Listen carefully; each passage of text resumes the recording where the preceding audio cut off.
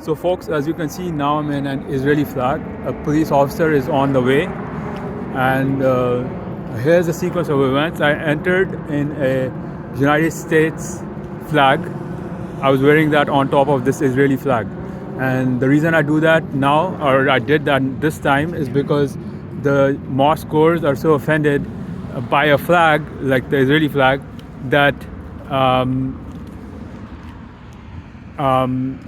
that I mean, it's just a flag, people. And I'm here trying to establish, let us play the game of who loves the other most. I'm Pakistani, and I'm recognizing the Israeli flag. So what is the problem here? And the hate mongers are them. So I want to request the Canadian government to differentiate between lovers and haters. All Muslims are not lovers, okay? So this is a misnomer. I know you guys can't say stuff, but I as a Muslim can, okay? And I'm a Muslim who also respects Christianity so much that I regard Islam as a church of Christ. So now I go to church as well, and I may have Jewish blood. So as many people may have. So now here's the sequence of events. I went in the United States flag over the Israeli flag, and one of the guys in his characteristic Arabian, I'm not judging Arabs here, the thobe, right? The one they only wear in the West, but nowhere in Muslim countries except in the Arab countries where it is a national wear, which I also wore when I went there. I don't wear it here, right? Why do they wear it outside here? So it's disrespectful. We respect all cultures, and I appeal to Olivia Chow. I voted for you. I wrote a poem as well.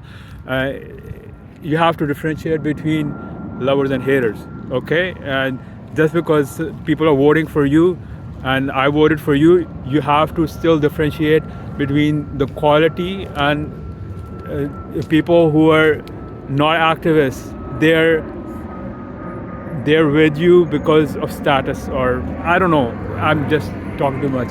So then I was wearing the United States flag, and a guy approaches in the thobe and says, "We don't allow these kind of thing, this costume." I asserted myself. I said I was just I just went to a Christmas party, and basically it's called assertion. It's not lying. I was being confident, and I can. I mean, what right does he have to approach me and say that, right?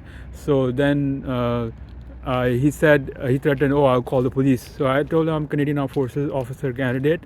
Let me call 911. And I called 911. 911 lady said, call 416-808-2222, which is the general, not the general, but the main Toronto police line. So I called them, and the Toronto police officer there, he was very rude to me. Let me record his badge number here, but I can't really press stop here. It would end this video, but I'll mention it in the video, like at top of the video, title, because he was really rude to me. You know what he said to me? He said, "Do you have any mental health issues?" I said, "I prefer not to answer that question." He said, "No, why do you not prefer to answer that question?" I said, I again said, "I prefer not to answer that question." He was basically implying that just because I'm being an activist, I'm trying to establish peace and love, that let us play the game of who loves the other most. I'm Pakistani, I'm wearing an Israeli flag, and there are many Israelis and who were killed, they were peacemongers. So they're waging peace, they're peace-loving people, and some people are more sensitive than others. That's what I'm here to establish. The Israeli people who were killed on October 7, even one person among them was worth 1,000, because they're more sensitive. Okay, so that's what I want to establish. And so that now police has been dispatched here upon, I think, my request and agreement. There's a police officer coming, and hopefully we will have a good chat, and I'll get a video footage from them as well, and I will post it. And I bid you adieu, merci beaucoup, au revoir, enchanté. I forgot to say that. I'm learning French. Et bientôt.